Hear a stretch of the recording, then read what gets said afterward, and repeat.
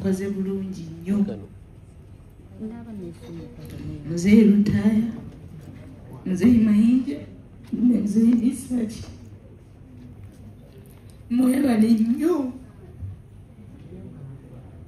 Muleze Mori, story gye ngenda okunyumya, story yange naye story mwe muli. Siina wenkyuka n'entunula eno nga temuliimu, tewaliiwo, we muli buli wamu. Siina gwe saddukirako nga biganye nangoba. Nze nnina omufaliso gwe nasooka okusulako nga ssente za Mzee Mayinja. Nina eddoboozi lye nasooka okuyimba eddungi nga Mwami Lutaya. Nina ebirungi byenfunye mu nsi nga Mwami Isaki. Tewali story weyeetooloolera nga temuliimu. Mwebale nnyo, Katonda yeebale bakozesa mu bulamu bwange. Mwebalire ddala.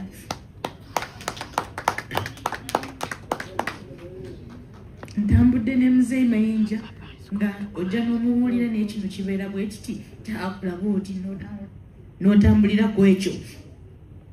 N'ogenda wa Mzee Isamakula oba ono ye mugambe kisimanyi. Kubanga n'ennyimba ezasooka mu studio yanzijjaku baali bazanya emizannyo ku Bativali. N'agamba olina oluyimba encakeera tulutwale mu Dream Studio mbafulumye. Waliwo n'omuvubuka omulala yali akuba ngoma, Shabani. N'agamba mbafulumye. Kati Shabani yajja gye ndi n'agamba nti lwaki atubogoledde ng'ayogera? Nze ebyo saabiwulira, nawulira kigambo mbafulumye, era bwe yakyogera ekyo nalabirawo nga ndi sita awo wennyini. Enkeera namukeera ne tugenda naye ku Dream Studio n'asiibawo, naye nga bw'asiibirawo tannaba kubawo amaanyi n'akatono.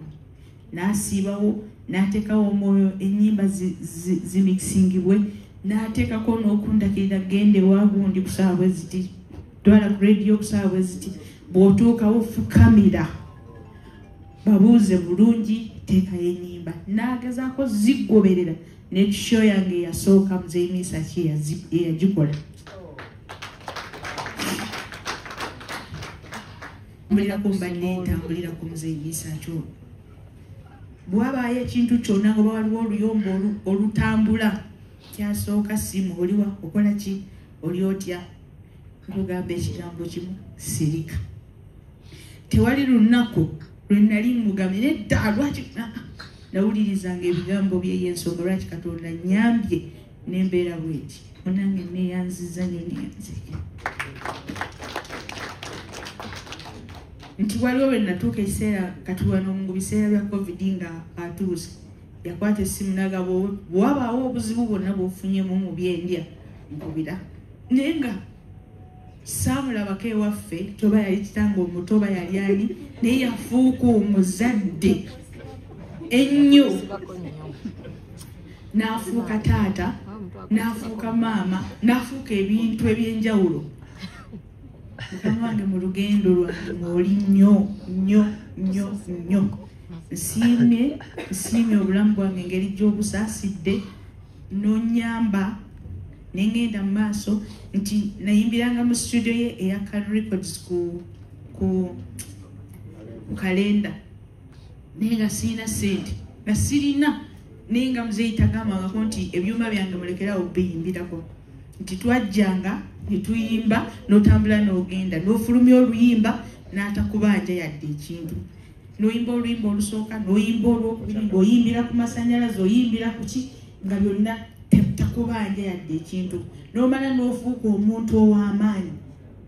Munange nasiima neyanza. Nali nninda olunaku oluli kugamba ebigambo mu bantu nti ndi musiimu mu buli kimu ky'okoze mu bulamu bwange. Weebale nnyo, weebalire ddala. Ne Mzee Lutaya gy'ali, mwebale nnyo, mwebalire ddala. Ne Mzee Mayinja, mwebale nnyo, weebalire ddala.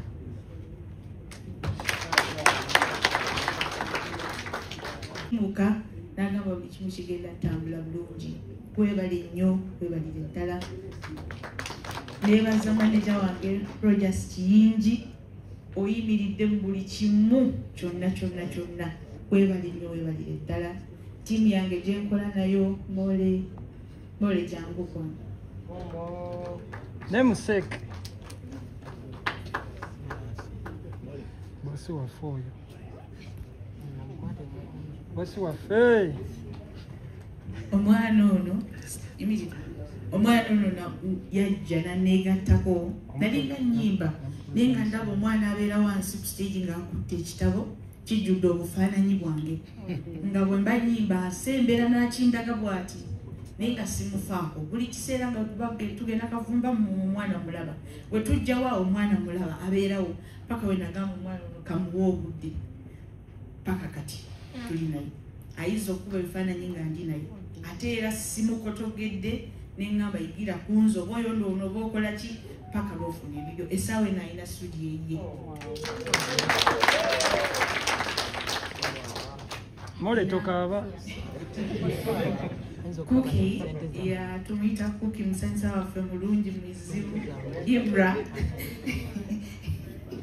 Ibra tubeera naye naye tumwagala nnyo, akola bulungi. Tiimu yange yonna abantu abasinze okulanga sheno Melanie wali awo akola gezi live n'alanga tickets weziri. Whitney, thank you so much. Webale kulanga share mami, webale nnyo. Inidi, thank you so much. Webale nnyo. Njagala okubalagayo omwami yatandika okulanga show nga nakajoogerako obwogezi DJ Jacob.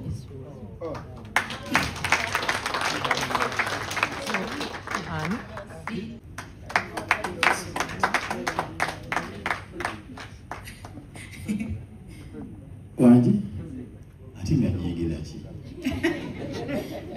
fitula bintu waliwo ensonga. Tewali nsonga. DJ Jacob yatandika okulanga show nga njogerako nabwogezi nga buli kiseera weereza essaati n'enzimuweereza agenze ku programs ze zonna ng'ayambadde t-shirt yange. Webali nnyo munange, webalire ddala. Bangi kati nina omwami gwe njagala okubalaga eyakuba ennyimba ezo zonna ezibanyumira, Mwami David.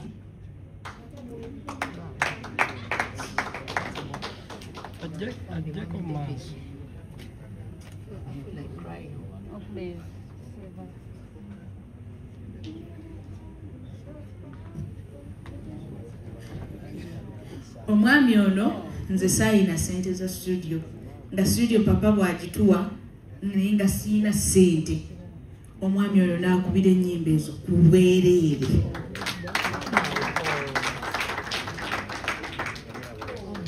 Ono ennyimba nga Sweet Ntima, Champion, abakozi ba Safari. Ate abakozi ba Safari ye yamuyiiya era ye yamukuba omwami ono.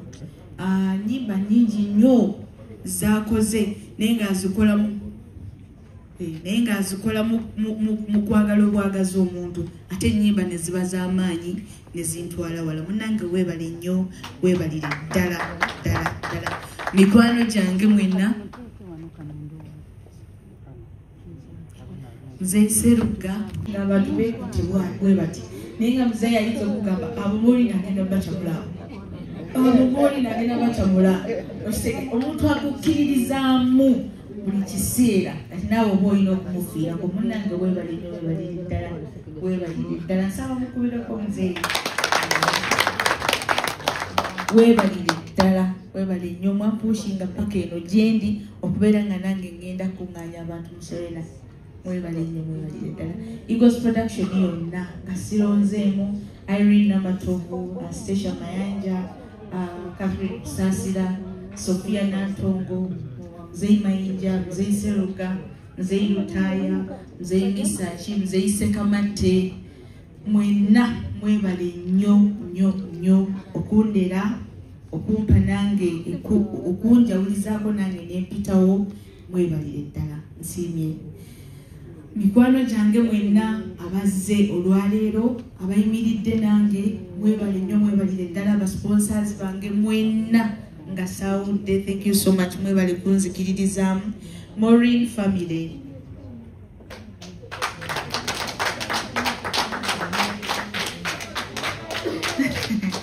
Abo bwe babeera ku kitimba abo buli kimu kiggwa. Mwebale nnyo mwebale ddala ate n'abalala tebazze. Thank you so much. Point of collection, maybe Agoye. Zubeda ngoli wadda. Zubeda webale nnyo mwebale ddala. Thank you so much banange mwenna nsiimye mwebale nnyo okubeera nange mwebale ddala. Ennaku z'omwezi 21 November. Zubeda. Nina show wano Serena. Banange mujje mumpagire. Tegese bulungi nnyo. Tegese bulungi nina abayambi mu studio eyo. Eddoboozi lino libeere eddungi. Buli omu abali mu kutegeka show eyo bantu b'amaanyi ddala nja bamba balaga wali ku lunaku luli. Mwebale nnyo mwebalire ddala nga bw'eri my story ebigenda okufuluma byonna birungi babitegese bulungi. Ennaku z'omwezi 20 wano ku Serena, ennaku z'omwezi 23 ndi Masaka Maria Flow. Nnyo pastor webale nnyo webale ddala sewo wabawo omuntu ng'omwagala ddala webalire ddala. Nagenda okusaba pastor Bugembe oluyimba naye kyesaamanya nti nali nsaba bugagga. Oluyimba olwo lumbeeredde bulungi nnyo. Oluyimba lumbeeredde olungi. Oluyimba lubadde nnambemu mu nnyimba zange paka. Buli wendaba ennyimba zange bwe zikoze ku stores ez'enjawulo talemwa ye nnambemu ebbanga lyonna. Oluyimba olwo lukoze obulungi mu bulamu bw'abantu. Nze ndaba abantu bangi nnyo abankubira. Olina akugamba olaba luno ne famire yange olaba luno tulukoze bwe tuti. Webale nnyo ssebo webalire ddala. Webale kunzikiririzaamu ate era webale kukkiriza kuyimba nange. Olw'ensonga lwaki olaba tewali bw'ogamba nti promota wo oyinza okukola ki? Yakutte mu ssente eri ekikazi ekikodo. Yemugambe ey'ekikazi ssente ey'ekikazi n'aba mugumu. Abo nno bw'olaba abantu abagumu bwe batyo omanyira ddala nzezo products za Eagles Production. Betyo twabatendeka tolina kukkiriza nti oli star. Nze njawukanako nabo zigaba. Wangi? Owulidde? Siwulidde? Naye Kulamani yatugambye dda mukikuba mwenna. So nsaba abakyala mwenna abali eyo engeri Maureen gye yakutte mu kisawo kyammwe kiri eky'ekikazi mwenna nsaba muggweeyo muwagire Maureen n'atume kubanga talina gwajja kaabira mulala ate ayagala nnyo ebirungi era obwedda mugamba Maureen tokisussa bawolamwe mukisussa ojja kulema okufissa ssente ate otukaabirire mukisussa olugoye lwa miliyoni 3-5 meka naye kale mwe bwe munajja tajja kutukaabirira. So mbasaba mujje omukazi ono ssente y'ekikazi eddewo nga Mukama ye mubeezi waffe. Kale tweyanziza nnyo.